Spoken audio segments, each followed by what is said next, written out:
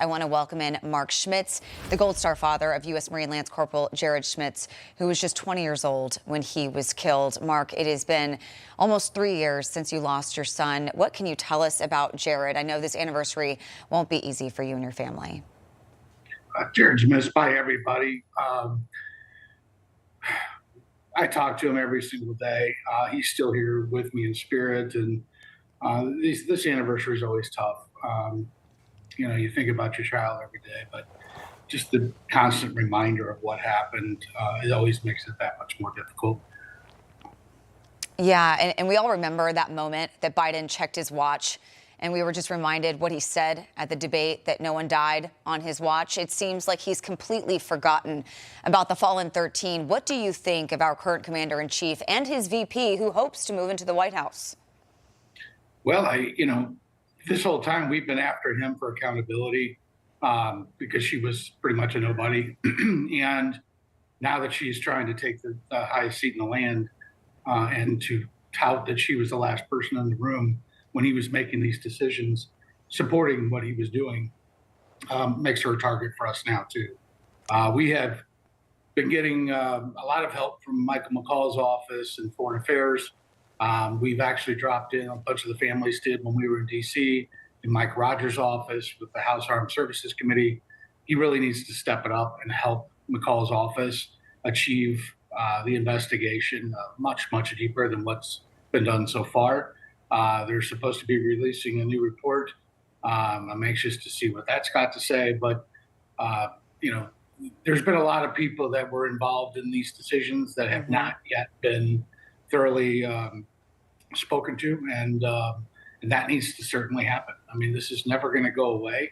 If they think that the families are going away, that's never going to happen. We're going to be a thorn in the side of anybody that was involved until we get the answers that we deserve.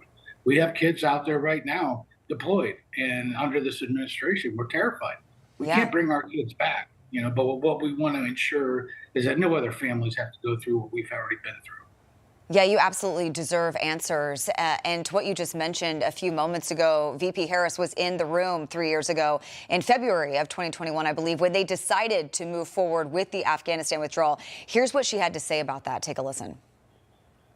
President Biden always said that he wants you to be the last person in the room, particularly for big decisions, just as he was for President Obama. He just made a really big decision, Afghanistan. Yes. Were you the last person in the room? Yes.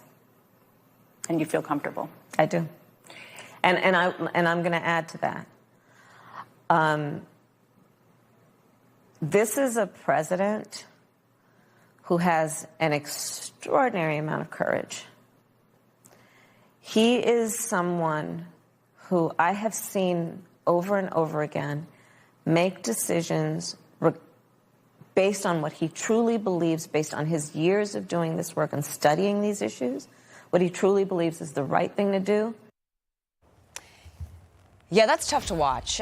Hearing that, hearing that now, would you be comfortable if she were elected president? No, not at all. I've always been saying since this all happened, everything happened because of their decision to close Bagram Air Force Base, which now China is enjoying.